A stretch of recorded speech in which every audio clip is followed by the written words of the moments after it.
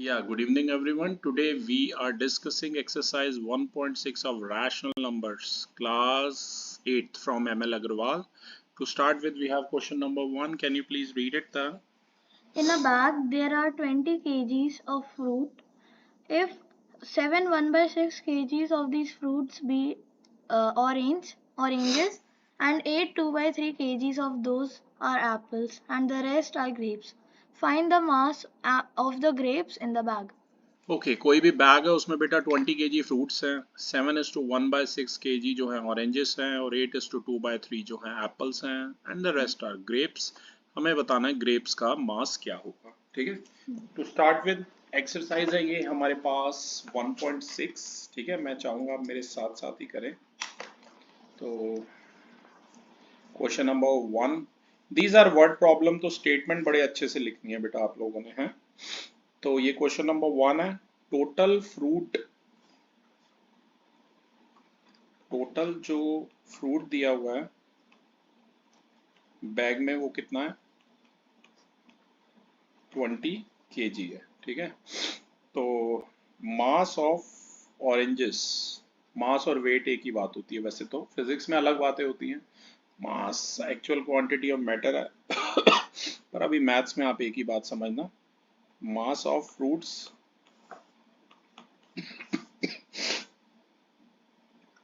Mass of oranges, oranges जो है bag में उसका मास दिया हुआ है 7:1/6 केजी।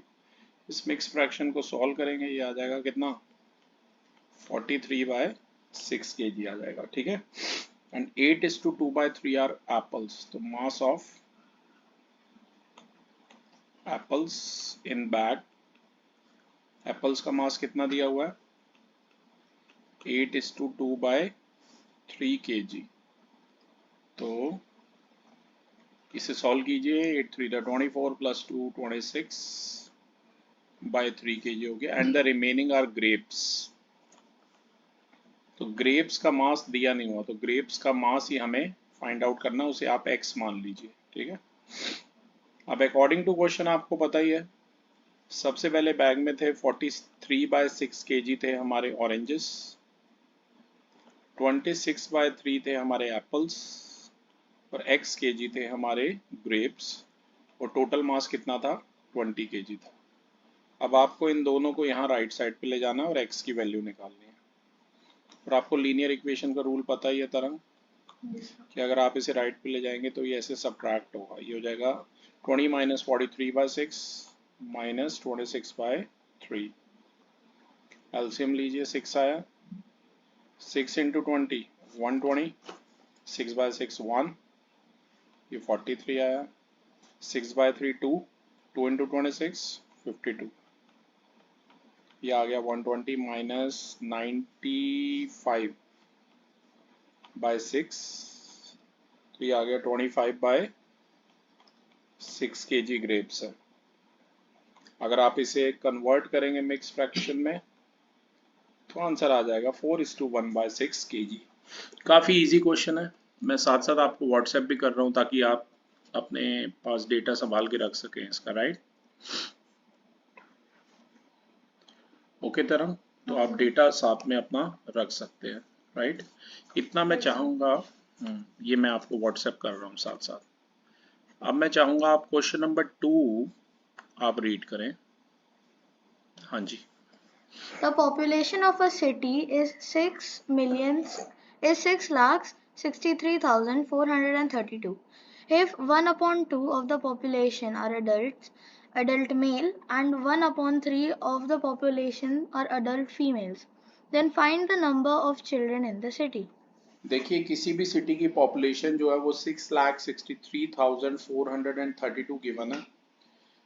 अगर अडल्ट मेल्स, जैसे मैं एक अडल्ट मेल हूँ, 18 अबव हूँ, राइट, तो half of the population are adult males and 1/3 of the population are females, तो हमें बताना है उस सिटी में कितने चिल्ड्रंस हैं। ठीक है, तो सबसे पहले मैं बोर्ड रब कर रहा हूँ आपके लिए, क्वेश्चन नंबर है ये हमारा 2 ML से क्लास 8 के लिए। ठीक है, एक्सरसाइज है 1.6। तो मैं स्टेटमेंट चाहूंगा आप प्रॉपर क्वेश्चन पढ़ के लिखें। सबसे पहले टोटल पॉपुलेशन ऑफ सिटी कितनी गिवन है आपको? टोटल पॉपुलेशन ऑफ सिटी जो है वो है 6,63,432। अब बोला है कि half of the population are adult males, तो number of adult males in the city, half of total population, मतलब ऑफ का मतलब मल्टीप्लाई होता है, याद रखना, ठीक है। तो हाफ ऑफ 6,63,432। अब इसे आप डिवाइड कीजिए, 2 3 the 6, 2 3 the 6, 2 1 the 1 4 7 the 1 the 6 the, यानी कि 3,31,716 जो हैं वो नंबर ऑफ अडल्ट मेल्स हो जाएंगे। आप कह रहे हैं अडल्ट फीमेल्स,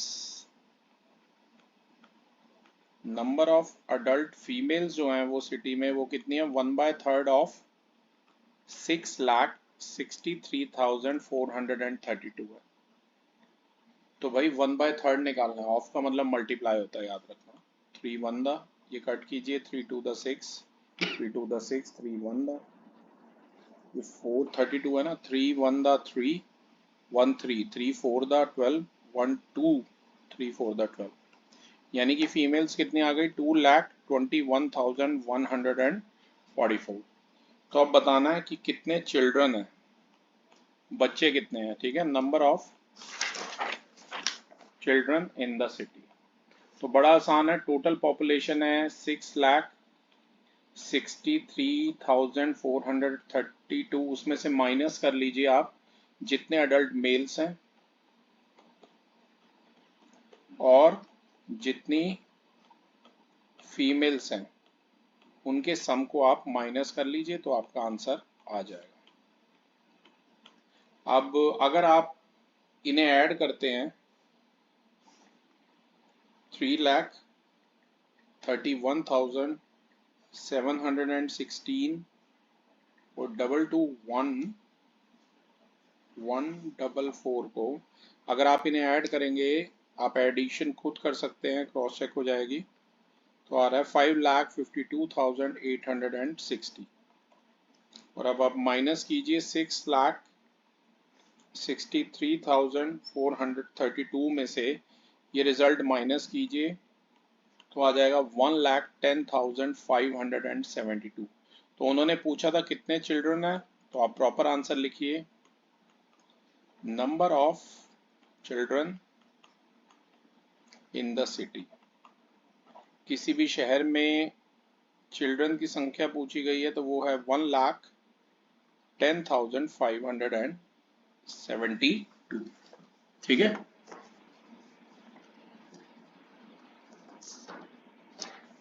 तो सबसे पहले मैं आपको यही भेज रहा हूँ, ठीक है।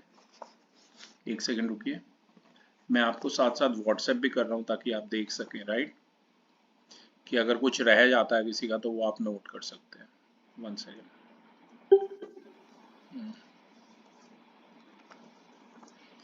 ठीक है, ये मैं साथ साथ अभी आपको भेज रहा हूँ। ओके, अब मैं चाहूँगा तो मैं पहले बोर्ड रब कर देता हूँ आपके लिए, और मैं चाहूँगा तरंग आप थर्ड क्वेश्चन रीड करें, राइट। ये देखिए थर्ड क्वेश्चन आपके सामने स्क्रीन पर है। In an election of housing society, there are 30 voters. Each of them gives the vote. Three persons, X, Y, and Z, are standing for the post of secretary. If Mr. X got 2/5 of the total votes and Mr. Z got 1/3 of total votes, then find the number of votes which Mr. Y got. Okay, तो class एक बार मैं question समझा देता हूँ। किसी भी election हुआ कोई हाउसिंग सोसाइटी में, टोटल 30 वोटर्स थे, हर किसी को वोट मिले, 3 लोग खड़े हुए सेक्रेटरी की पोस्ट के लिए, एक्स वाई और जेड। मिस्टर एक्स को मिले 2/5 of the total votes, mister Z को मिले 1/3 ऑफ द टोटल वोट्स, तो हमें बताना है मिस्टर वाई को कितने वोट्स मिले हैं। अब मैं यही सेम चीज बेटा आपको लिख के बताता हूँ। क्वेश्चन नंबर है ये हमारा 3। सबसे पहले total number of voters, total number of voters in the society, total number जो वोटर हैं सोसाइटी में वो कितने हैं, 3030 हैं, ठीक है। अब एक्स वाई जेड खड़े हुए थे, तो मिस्टर एक्स गॉट 2/5, तो वोट शेयर, स्टेटमेंट बनाना सबसे इंपॉर्टेंट है, ठीक है। Vote share of mister x को कितने वोट मिले हैं, 2/5 ऑफ 30। मैंने आपको पहले भी बताया ऑफ का मतलब होता है मल्टीप्लाई, तो 2/5 इंटू 30, तो ये 5 6 30 कर लीजिए, तो ये 2 6 कितना आ गया, 12 आ गया। मतलब मिस्टर एक्स को कितने वोट मिले हैं, 12 वोट्स मिले हैं, ठीक है। मिस्टर जेड को, तो vote share of mister Z कितना दिया हुआ है, 1/3, 1/3 ऑफ 30, ऑफ का मतलब मैथ्स में मल्टीप्लाई, 1/3 इंटू 30, ये कट कीजिए, यानी कि कितने वोट्स मिले हैं, 10 वोट्स मिले हैं मिस्टर जेड को, ठीक है। तो अब आपको वोट शेयर बताना है मिस्टर वाई का। बहुत सिंपल है, मिस्टर वाई का वोट शेयर हो जाएगा कि टोटल जितने वोट्स डले हैं सभी ने वोट किया लगभग, उसमें से आप सबट्रैक्ट करेंगे मिस्टर एक्स का शेयर और मिस्टर वाई का जो वोट शेयर है, ठीक है। ये वाई लिखा है मैंने, मिस्टर एक्स का वोट शेयर और मिस्टर वाई का वोट शेयर जो है वो आप सबट्रैक्ट करेंगे। आप सभी को पता है टोटल वोट्स थे 30, मिस्टर एक्स को मिले थे 12 और मिस्टर वाई को मिले थे 10, तो ये कितना आ जाएगा, 30 माइनस 22, यानी कि ये कितना आ जाएगा, 8 वोट्स। तो याद रखिएगा मिस्टर वाई को कितने वोट्स मिले हैं, 8 वोट्स मिले हैं, ठीक है। मैं आपको सेंड भी कर देता हूँ ये साथ साथ।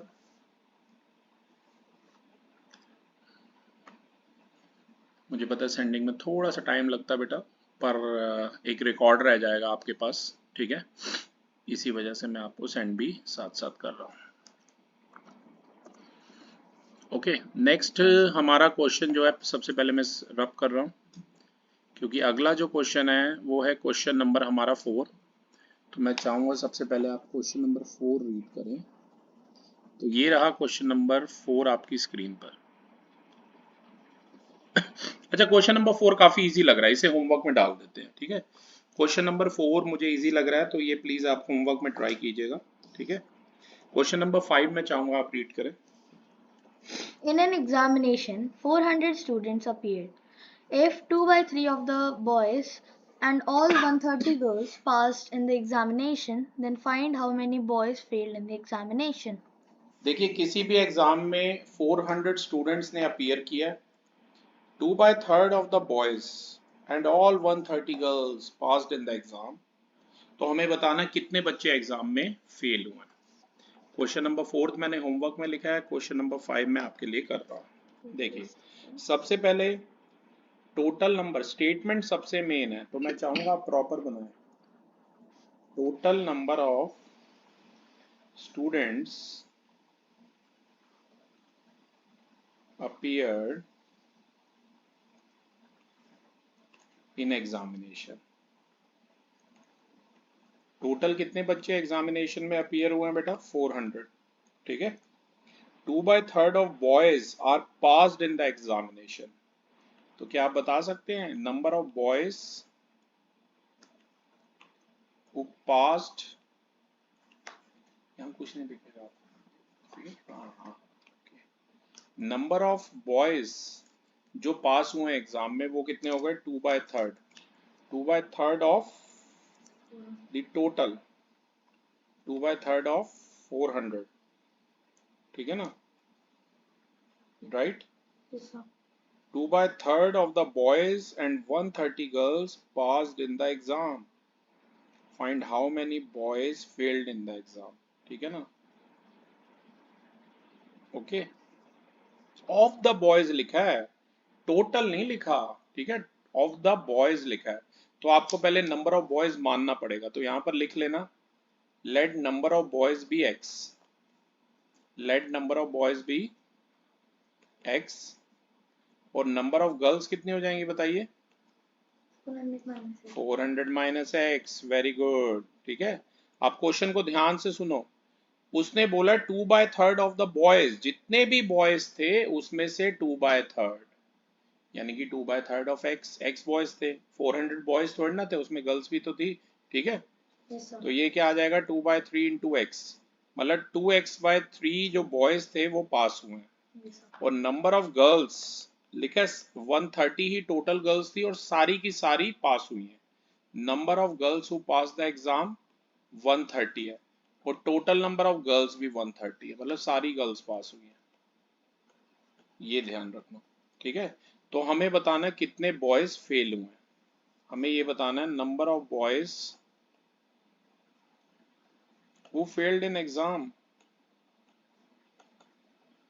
ये तो पहले क्वेश्चन का डेटा हो गया, ठीक है, ठीक है, ये हमें बताना। आप खुद सोचो 130 टोटल जो है नंबर ऑफ गर्ल्स हैं और सारी गर्ल्स पास हुई हैं, तो ऑब्वियस है बॉयज कितने हो जाएंगे, बड़ा इजी है निकालना। 400 माइनस 130।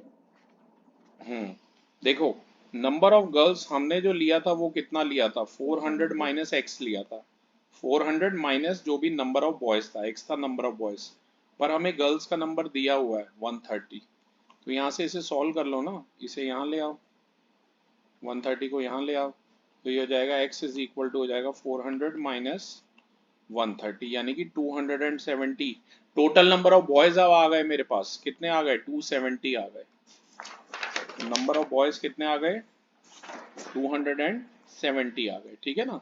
अब आगे सुनो, अब number of boys who pass the exam, number of boys who pass the exam कितने थे, 2/3। 2/3 ऑफ x, यानी कि ये देखो 2x/3 थे, तो x की जगह भाई वैल्यू लिख दो ना, सीधा सीधा x की जगह आप 270 आप लिख दीजिए, ये 3 दा, ये 390 दा, यानी कि 180 बॉयज जो है वो पास हुए हैं। वो टोटल नंबर ऑफ बॉयज थे कितने, 270 थे, तो number of boys who failed the exam वो कितने हो जाएंगे, 270 माइनस 180, यानी कि 90 हो जाएंगे। क्लियर है बेटा? वीडियो में हम कोई भी क्वेश्चन इसलिए रिपीट नहीं करते हैं क्योंकि आप रिवर्स करके देख सकते हैं, ठीक है। तो ये था हमारा क्वेश्चन नंबर 5। सबसे पहले मैं ये आपको सेंड कर देता हूँ। और क्वेश्चन नंबर 6 काफी इजी है, उसमें distance equal to speed into time लग रहा है, ठीक है ना। तो क्वेश्चन नंबर 6 को तो हम होमवर्क में डाल रहे हैं, ठीक है। आप चाहें तो लिख सकते हैं, अभी मैं आपको भी चांस दूंगा क्वेश्चन करने के लिए। क्वेश्चन नंबर 6 को हमने होमवर्क में डाल दिया है, क्योंकि मैं आपको इसका हिंट आप बोले तो बता सकता हूँ। Distance equal to speed into time लग रहा है। स्पीड दे रखी है 40/2/3 किलोमीटर पर आवर, और टाइम दिया हुआ 9/10 आवर्स। तो फॉर्मूला लगाइए, distance is equal to speed into time, ठीक है ना। इसके बाद जो अगला क्वेश्चन मैंने चूज किया है वो 7th है। 7 भी बहुत आसान है, इसका हिंट आप लिख लीजिए, लिखना चाहते हैं तो ये 7th वाला मैं होमवर्क में दे रहा हूँ, आप सभी को पता है। एक बार क्वेश्चन पढ़ेंगे ताकि मैं हिंट बोल दूं। Find the area of a square lawn whose one side is 5 7 by 9 meters long. तो साइड का स्क्वायर होता है भाई, स्क्वायर का एरिया आपको पता ही है, ठीक है ना, साइड इंटू साइड, वो आप खुद कर लेना। अगला वाला मैं कर रहा हूँ 8th क्वेश्चन, मैं चाहूंगा आप पढ़ लें एक बार। Perimeter of a rectangle is 15 3 by 7 meters. If the length is 4 2 by 7 meters, find its breadth. तो बेटा पेरीमीटर रेक्टेंगल का दिया हुआ है 15:3/7 मीटर, लेंथ भी दी हुई है, इसकी ब्रेड्थ हमें निकालनी है, ठीक है। तो एक सेकंड मैं पहले बोर्ड रब कर देता हूँ आपके लिए। ये है हमारा क्वेश्चन नंबर 8, ठीक है। तो मैं चाहूंगा मेरे साथ साथ आप करें। क्वेश्चन नंबर है ये हमारा 8। पेरीमीटर रेक्टेंगल का कितना दिया हुआ है, तो पेरीमीटर ऑफ रेक्टेंगल को मैं चाहूंगा आप स्मॉल p से डिनोट करें। वो दिया हुआ है 15:3/7 मीटर। इसे सॉल्व कीजिए, 15 इंटू 7 105 प्लस 3 108 बाय 7 मीटर दिया हुआ पेरीमीटर रेक्टेंगल का। लेंथ रेक्टेंगल की इसे आप स्मॉल एल से करें, लेंथ दी हुई है 4:2 बाय 7 मीटर, तो ये आ जाएगा कितना 7 4 28 plus 2 30 by 7 metre. Breadth rectangle की आपको बतानी है, इसे आप बी से डिनोट करें। पेरीमीटर लेंथ और ब्रेड्थ में बता सकते हैं क्या रिलेशन है? रेक्टेंगल का पेरीमीटर क्या होता है? ट्वाइस ऑफ, सही बोल रहे हो, एल प्लस बी, ठीक है, एल इंटू बी तो एरिया हो गया, राइट? तो twice of l plus b. बड़ा इजी है बेटा, पी की जगह लिख दीजिए 108/7, 2 की जगह 2 रहने दीजिए, लेंथ की जगह लिख दीजिए 30/7 और बी की जगह बी लिखिए, ठीक है ना। अब देखो ये ऐसे, या तो 2 को पहले लेफ्ट में ले जाओ, ये वाला जो 2 है इधर जाके डिवाइड आ जाएगा, कुछ ऐसे हो जाएगा 108 डिवाइडेड बाय 7 डिवाइडेड बाय 2, ये डिवाइड लिखा है मैंने, कल ही डिवाइड से रिलेटेड हमने वीडियो भी बनाया था, आपको पता ही है। आपको पता है डिवाइड को अगर आपने मल्टीप्लाई में चेंज करना है तो इसे रेसिप्रोकेट कर देना है, 2 की जगह 1/2 लिख दीजिए, ये आ जाएगा 30/7 प्लस बी, ये कट कीजिए 254 द, ठीक है ना। इसके बाद मैं ये यहाँ कर रहा हूँ बेटा थोड़ा, तो ये आ जाएगा 54/7 is equal to 30/7 plus b. 30/7 को लेफ्ट में ले जाइए, आपको पता है उसका साइन चेंज होगा, 30/7 माइनस हो जाएगा, एलसीएम 7 और 7 का 7 ही है, ये आ गया 54 माइनस 30 यानी कि 24/7 मीटर, ये हमारी ब्रेड्थ आ गई। मिक्स फ्रैक्शन में कन्वर्ट कीजिए, 7 3 21, फाइनल आंसर जो ब्रेड्थ है वो कितनी आ गई, 3:3/7 मीटर, ठीक है। काफी इजी सा क्वेश्चन था ये मैं आपको सेंड भी कर रहा हूँ साथ साथ। क्वेश्चन नंबर ये था हमारा 8, ठीक है। अब 9th क्वेश्चन थोड़ा सा लेंदी भी है और डिफरेंट भी है, मैं चाहूंगा आप अच्छे से इसे पढ़ें। पहले मैं आपको ये वाला सेंड कर दूं, राइट, ये क्वेश्चन हो गया सेंड। अब मैं चाहूंगा आप 9th क्वेश्चन रीड करें, ठीक है ना। ये रहा 9th क्वेश्चन अब आपकी स्क्रीन पर। हाँ जी, 9th question. Rahul had a rope of 3 to 5 4 by 5 meters long. He cut off a 150 2 by 5 3 by 5 meter long piece. Then he divided the rest of the rope into 3 parts of equal length. Find the length of each part. Thank you. Rahul के पास एक रोप है जिसकी length है 325:4/5 metre. वो cut कर देता है 150:3/5 metre long piece को और फर्दर डिवाइड कर देता है रोप को 3 पार्ट्स में जिन तीनों की लेंथ इक्वल है। हमें हर एक पार्ट की लेंथ यहाँ पर बतानी है, ठीक है। सबसे पहले मैं बोर्ड रब कर रहा हूँ आपके लिए और अब मैं यहाँ पर कर रहा हूँ क्वेश्चन नंबर 9 आपके लिए, ठीक है। तो ये हमारा क्वेश्चन नंबर 9। देखिए सबसे पहले लेंथ ऑफ रोप पीस या लेंथ ऑफ रोप ही लिख लो। पूरी जो रोप है उसकी लेंथ दी है 325 टू 4/5 मीटर। सबसे पहले इसे हम सॉल्व करेंगे, ये हो जाएगा 325 इंटू 5 1625 प्लस 4 1629 अपॉन 5 मीटर हो गया, ठीक है। अब राहुल ने क्या किया, उसने कट कर लिया length of piece, length of ropes piece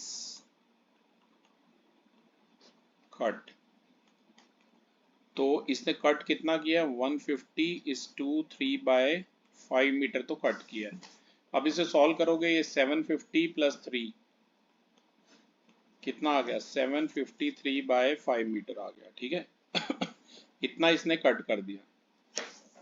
तो लेंथ ऑफ रिमेनिंग रोप। बेटा पूरी जो रोप थी उसकी लेंथ थी 1629 बाय 5 मीटर, उसमें से 753 बाय 5 मीटर हमने कट कर दिया, तो कितनी लेंथ बच गई? 1629 में से 753 माइनस कीजिए, 1629 में से 753 माइनस करोगे तो आ जाएगा 876 अपॉन 5 मीटर।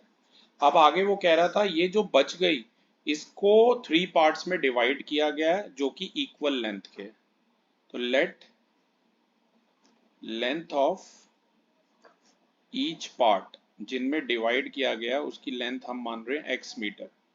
तो अकॉर्डिंग टू क्वेश्चन ये जो बच गया है उसको 3 पार्ट्स में डिवाइड किया गया, तो x plus x plus x 3x हो गया। ये 3x हमारा किसके इक्वल है?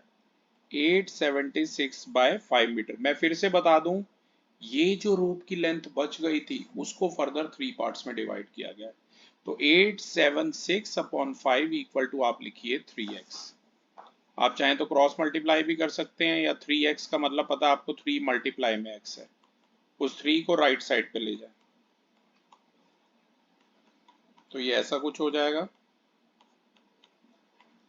तो ये फर्दर आ जाएगा इनटू में 1/3, 3 टू द 6, 3 9 द 3 2 द, तो आ गया 292 अपॉन में 5, राइट। अब 292 अपॉन में जो ये 5 बच गया मिक्स फ्रैक्शन में कन्वर्ट कर रहा हूँ, कैलकुलेटर से करेंगे तो डेसिमल में आएगा, मिक्स फ्रैक्शन में खुद ही करना पड़ेगा। तो ये आ जाएगा 58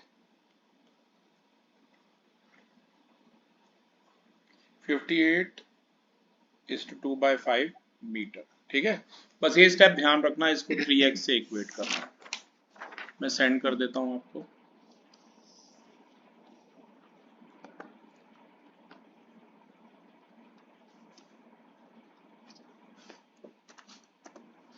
ये मैंने सेंड कर दिया। ओके, अब मैं चाहूंगा आप क्वेश्चन नंबर 10 काफी इजी है, यूनिटरी मेथड से आप कर सकते हैं।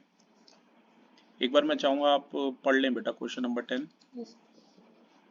If 3 1/2 liters of petrol cost rupees 273/8, then find the cost of 4 liters of petrol. ये मैं होमवर्क में दे रहा हूँ बेटा, यूनिटरी मेथड से कर लेना। लीटर 2 बार गिवन है तो लेफ्ट में आएगा। स्टेटमेंट बनेगी कि if cost of 3.5 litre of petrol is 270:3/8, तो 1 लीटर का हो जाएगा 270:3/8 डिवाइडेड बाय 3.5, तो 4 लीटर का हो जाएगा, इनटू में 4 कर दोगे। यूनिटरी मेथड आप सभी को आता होगा। 11 बड़ा इंपॉर्टेंट है, मैं चाहूंगा पढ़े। Ramesh earns 40,000 per month. He spends 3/8 of the income on food, 1/5 on the remaining on LIC premium, and then 1/2 of the remaining on the other expenses. Find how much money is left with him.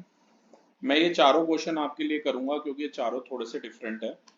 तो 11 question कह रहा है कि रमेश जो है उसकी earning है 40,000 per month, 3/8 उसकी जो इनकम है वो फूड पे खर्च होती है, 1/5 जो है रिमेनिंग LIC प्रीमियम पे खर्च होती है, और हाफ ऑफ द रिमेनिंग बाकी एक्सपेंसेस पे खर्च होती है। हमें बताना है कि रमेश के पास कितने पैसे बच जाएंगे। ठीक है, सबसे पहले मैं आपके लिए बोर्ड रब कर देता हूँ, और सारे क्वेश्चन मैं 1 बाय 1 आपको भेज भी रहा हूँ। ठीक है ना, तो आपको दिक्कत नहीं आएगी। क्वेश्चन नंबर है 11 ही है हमारा। तो रमेश की अर्निंग, तो यहाँ लिखो सबसे पहले मंथली अर्निंग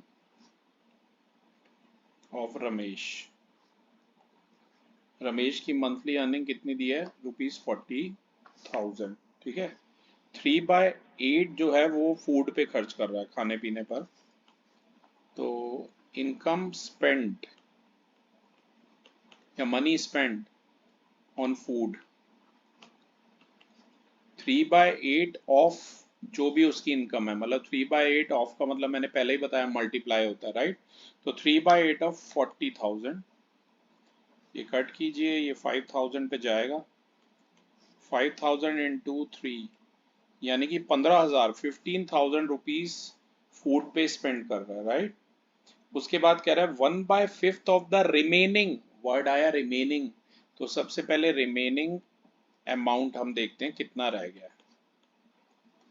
भाई मेरी 40,000 रुपए तो इनकम है, 40,000, 15,000 मैंने फूड पे खर्च कर दिए, तो रिमेनिंग कितने रह गए हैं मेरे पास? 25,000 रुपीज ही रह गए हैं, राइट? ठीक है ना। अब वो कह रहा है 1/5 of the remaining on LIC premium, तो money spent on LIC premium. LIC premium पे कितना स्पेंड कर रहा हूं मैं? 1/5 ऑफ रिमेनिंग, मतलब 1/5 ऑफ 25,000। तो ये कितना हो गया? 1/5 इंटू 25,000 हो गया, 5 बंदा और ये 5,000 था, यानी कि 5,000 रुपए जो हैं वो LIC प्रीमियम पे मैं खर्च कर रहा हूँ। ठीक है, फिर कह रहा है रिमेनिंग, तो फिर अगेन रिमेनिंग अमाउंट निकालो।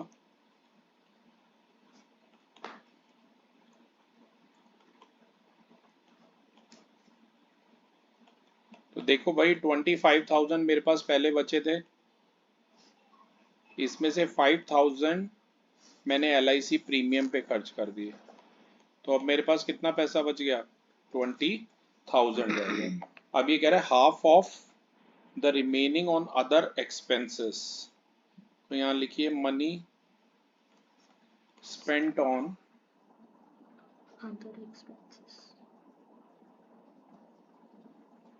Other expenses. बाकी उस पर कितना पैसा मैंने खर्च किया? हाफ ऑफ द रिमेनिंग, मतलब हाफ ऑफ 20,000। ठीक है, तो ये आ गया हाफ इंटू 20,000, ये कट कीजिए, तो ये बच गया 10,000। ठीक है, तो 10,000 बाकी एक्सपेंसेस पे खर्च करके, तो फाइनली मनी लेफ्ट, उसके पास कितने पैसे बच गए? पहले उसके पास 20,000 बचे थे, उसमें से 10,000 उसने बाकी एक्सपेंसेस पे खर्च कर दिए, तो अब उसके पास सिर्फ कितने पैसे बचे हैं? 10,000। तो फाइनल आंसर क्या आ गया? 10,000 रुपीज आ गया, राइट? ये मैं आपको सेंड कर देता हूँ, ये था question number 11।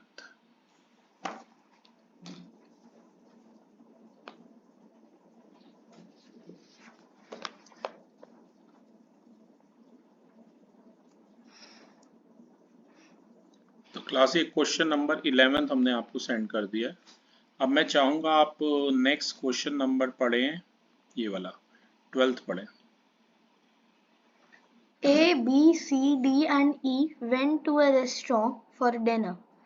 A paid 1/2 of the bill, B paid 1/5 of the bill, and the rest of the bill was shared equally by C, D and E.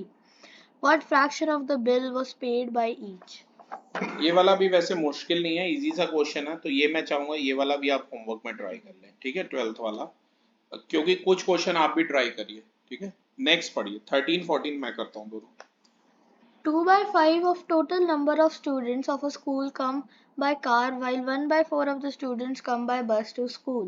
All the other students walk to school, on which 1/3 walk on their own and the rest are escorted by their parents.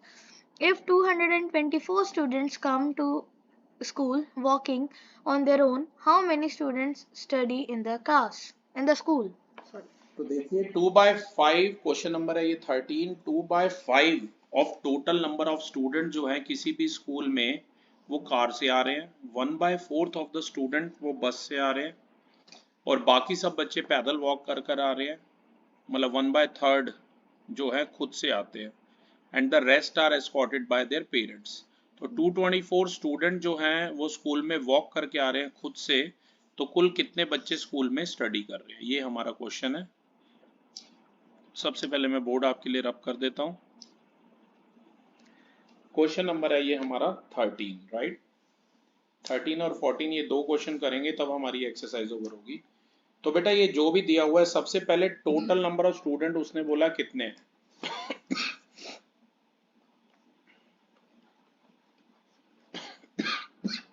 Let the total number of students in school. मान लीजिए उस school में कुल x student पढ़ रहे हैं, 2/5 of the total number of student of a school come by car। तो यहाँ लिखिए नंबर ऑफ स्टूडेंट्स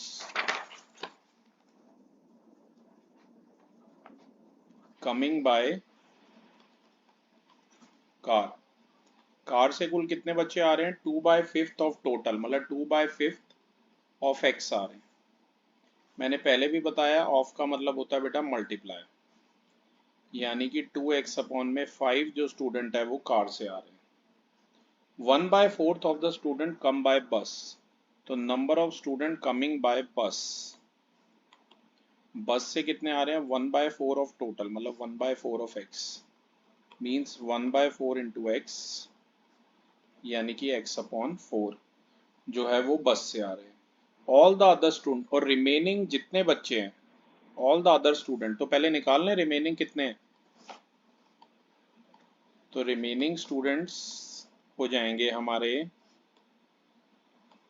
अगर हम टोटल नंबर ऑफ स्टूडेंट में से जो कार से आ रहे हैं और जो बस से आ रहे हैं उन्हें माइनस कर दें। 5 और 4 का एलसीएम आ गया 20, 20/5 है 4, 4 इंटू 2 है 8x, 20/4 है 5 इंटू एक्स है 5x, तो ये बच गया x माइनस 8 और 5 13x बाय 20। आप चाहें तो इकट्ठा एलसीएम भी ले सकते हैं, ठीक है। तो ये आ गया 20, तो ये हो गया 20x माइनस 13x, मतलब 7x बाय 20 जो स्टूडेंट हैं वो कैसे आ रहे हैं? वो खुद आ रहे हैं। All the other student walk to school, जिसमें से 1/3 खुद पैदल चल के आते हैं। 1/3 जरा निकालें, number of students who walk by their own,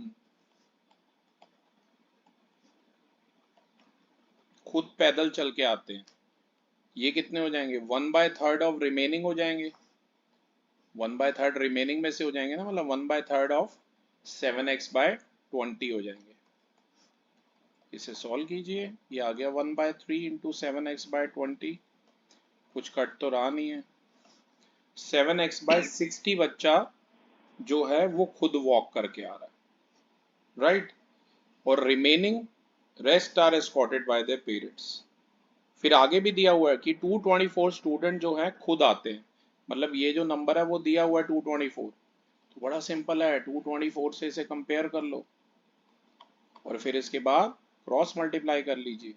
7x की 1 से करोगे आएगा 7x, ये आ जाएगा 224 इंटू 60, मल्टीप्लाई करने मत बैठ जाना, x आ जाएगा 224 इंटू 60 अपॉन में 7, 7 1 दा 7 3 दा 21, 1 4 7 2 दा 6 2 दा 12, 1 6 3 दा 18, 1920 आ जाएगा, ठीक है ना।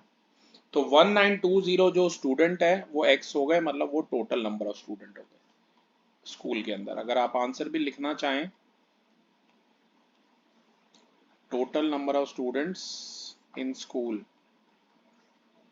तो आप आंसर में लिख सकते हैं 1920, ठीक है। मैं एक बार फिर से समरी दे देता हूं, इसकी बड़ा क्वेश्चन है। टोटल x बच्चा था, 2/5 ऑफ टोटल कार से आ रहा था, 1/4 ऑफ टोटल बस से आ रहा था। सबसे पहले मैंने रिमेनिंग निकाला, वो हो गया x minus sum of these two, 2x/5 plus x/4, solve किया 7x/20 आया। अब इस 7x/20 में से जो 1/3 स्टूडेंट था वो खुद वॉक करके आ रहा था, तो 1/3 ऑफ 7x/20 निकाला जो कि आ गया 7x/60। ये नंबर हमें दिया हुआ था 224, कंपेयर मतलब सॉल्व किया, x की वैल्यू निकाली, 1920 हमारी आ गई, ठीक है। हाँ, ये टोटल नंबर ऑफ स्टूडेंट हो गए जो हमारे स्कूल में हो गए, ठीक है। तो अब ये वाला क्वेश्चन मैं आपको सेंड कर रहा हूँ, और इसके साथ साथ हम एक लास्ट क्वेश्चन और कर रहे हैं, क्वेश्चन नंबर 14, और फिर हम ये वीडियो रैप अप करेंगे। पूरी एक्सरसाइजेस में हमने कवर अप कर लिया है, ठीक है। ये मैं आपको सेंड कर देता हूँ, ठीक है। और मैं चाहता हूँ आप साथ साथ ये लास्ट क्वेश्चन भी तरंग रीड कर लें।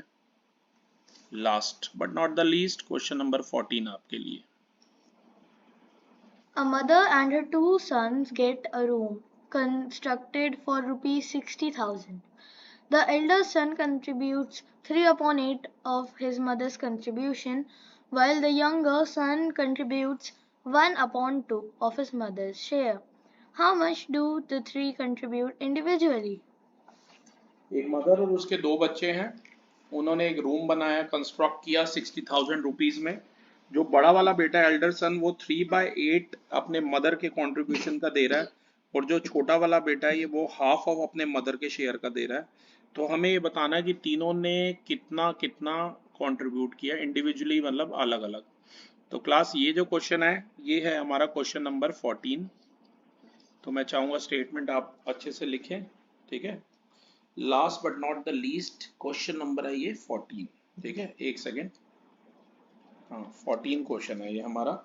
एक मदर और उसके दो बच्चे हैं, उन्होंने एक रूम बनाया 60,000 में। तो सबसे पहले लिखिए construction cost of room. Room का जो कंस्ट्रक्शन कॉस्ट है वो कितना दिया हुआ है, 60,000 दिया हुआ है। जो बड़ा वाला बेटा है वो 3/8 देता है, ठीक है। तो एल्डर सन्स शेयर वो किसका देता है, 3/8 अपनी मदर के कंट्रीब्यूशन का, ओके।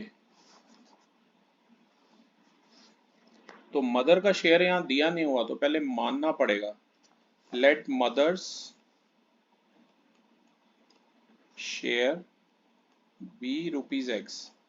हम ये मान के चल रहे हैं कि मदर ने ये 60,000 में X रुपीज मिलाए हैं, ठीक है। तो एल्डर सन का जो शेयर है वो 3/8 अपनी मदर के शेयर का है, तो 3/8 ऑफ X है, यानी कि ये 3/8 इंटू एक्स हो जाएगा, यानी कि 3x/8 हो जाएगा, ठीक है। और जो यंगर वाला सन है वो half of its mother share दे रहा है, तो